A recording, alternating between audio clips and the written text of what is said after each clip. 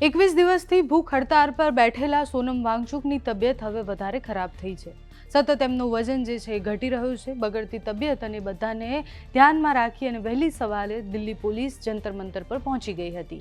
જંતર મંતર પર પહોંચી અને વાંગચુકને હોસ્પિટલ ખસેડવાની કામગીરી શરૂ થઈ। જેમ જ કાર્યવાહી શરૂ થઈ એમ તરત ત્યાં હોબાળો થઈ ગયો। સીજેપી સાથે જેટલા પણ વિદ્યાર્થી આગેવાનો હતા એ બધાએ હોબાળો કર્યો। પોલીસે બધાને ત્યાંથી હટી જવા માટે અને જંતર મંતરથી દૂર જવા માટેના આદેશ આપી દીધા। ડોક્ટરની સલાહ મુજબ તેમને હોસ્પિટલ લઈ જવા જરૂરી હતા એ વાત પોલીસ દ્વારા કરવામાં આવી। વાંગચુકને દિલ્હીની સફદરજંગ હોસ્પિટલમાં દાખલ કરવામાં આવ્યા છે। તેઓ પેપર લીક કેસની નિષ્ફળતા એટલે કે જે રીતના પેપર લીક થાય છે એ અને સાથે જ આની પહેલાં જેટલા પણ પેપર લીક થયા છે એ બધા માટે કોઈ જવાબદેહી હોવી જોઈએ। શિક્ષણ મંત્રી ધર્મેન્દ્ર પ્રધાન રાજીનામું આપે એ માંગ સાથે 21 દિવસથી ભૂખ હડતાલ પર હતા। ડોક્ટરના જણાવ્યા મુજબ તેમની તબિયત છેલ્લા કેટલાય દિવસોથી સતત બગડી રહી હતી। અત્યાર સુધીમાં એમનો 9.5 કિલો વજન ઘટી ગયો હતો। છેલ્લા 24 કલાકમાં 350 ગ્રામ વજન એમનો ઘટ્યો હતો જે ખૂબ ગંભીર હતું।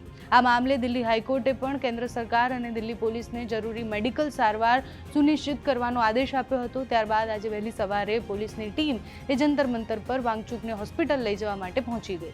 જો કે આ કાર્યવાહી દરમિયાન ત્યાં હાજર પ્રદર્શનકારીઓએ જેટલો વિરોધ કર્યો, જેમાં દીપકે ભાષણ આપી રહ્યા હતા। દીપકે એવું કહી રહ્યા છે કે આ જે થઈ રહ્યું છે એ ખોટું છે। જો કે આ બધું જ જ્યારે થતું હતું ત્યારે વાંગચુકે 2 દિવસ પહેલાં જ ચલો દિલ્હી ચલો સાંસદ એના કાર્યક્રમની પણ વાત કરી હતી કે જેમ જ ચોમાસું સત્ર શરૂ થશે, ચોમાસું સત્ર શરૂ થાય એ પહેલા જ દિવસે આપણે બધાએ ભેગા મળી અને સંસદ સુધી એક માર્ચ કરવાની છે અને એક શાંતિપૂર્ણ માર્ચ, અને આપણે એ જ માંગ મૂકીશું કે અત્યારે વિદ્યાર્થીઓ સાથે જે થઈ રહ્યું છે એ ખોટું થઈ રહ્યું છે। સોનમ વાંગચુક સાથે આફતાબ નંદા અને આમીન અને મનોજ પણ ભૂખ હડતાલ પર હતા, જેમાં નંદાની તબિયત પણ ગંભીર છે એવા અહેવાલો મળી રહ્યા છે। હોસ્પિટલમાં અત્યારે એમને પણ દાખલ કરવામાં આવ્યા છે। હવે સૌની નજર એ છે કે હોસ્પિટલમાં સારવાર બાદ વાંગચુકની તબિયત કેવી સુધરે છે અને આગળ એ કેવી રીતના આંદોલન લઈ જાય છે। અત્યારે જંતર મંતર પરથી વહેલી સવારે જે દ્રશ્ય સામે આવ્યા છે, દીપકે જે કહી રહ્યા છે, પ્રદર્શનકારીઓ જે કહી રહ્યા છે તે સાંભળો। सोनम सर को खतीज कर गाली गलौज करके वो लोग यहाँ से लेकर गए।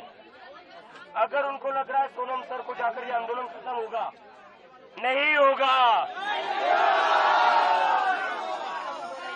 आंदोलन खत्म नहीं होगा, हम यही बैठे रहेंगे और 20 मार्च को यही से 20 जुलाई को यही से पार्लियामेंट का मार्च होगा। इस बार बता देता हूँ, जो तुम लोगों ने हरकत करी है, पुलिस वालों ने जो हरकत करी है वो गुंडों वाली हरकत है। ये लोग पुलिस में आप चोर हो, आप गुंडे हो, चुपके से सर को लेकर गए हो, आप चुपके से सर को लेकर गए हो, चादर उड़ाकर चुपके से चोरों की तरह सोनम सर को लेकर गए हो आप। अरे बेशर्मो, इतना बड़ा साइंटिस्ट है वो, थोड़ी तो इज्जत रख लेते उसकी,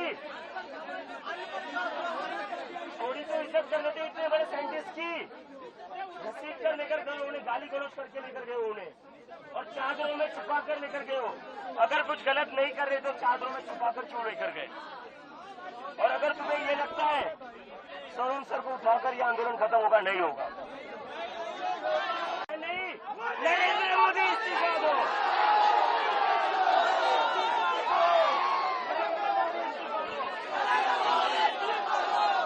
और मैं एक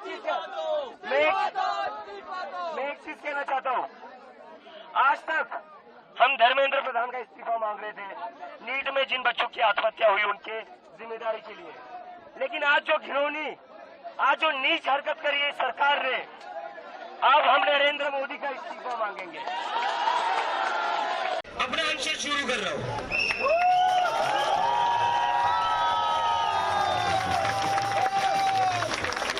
मैं आज से अनशन अपना शुरू कर रहा हूं। हमारा 20 जुलाई का मार्च भी होगा और मेरा अनशन भी जारी रहेगा। इन लोगों को लग रहा है ये सोनम सर को अंदर करके इस सोनम सर को यहाँ से उठाकर आंदोलन खत्म कर सकते हैं, आंदोलन खत्म नहीं होगा।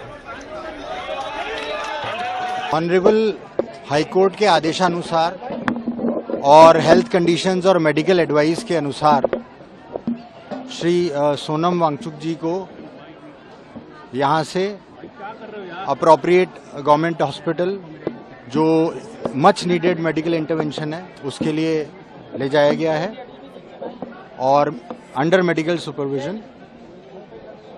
Thank you.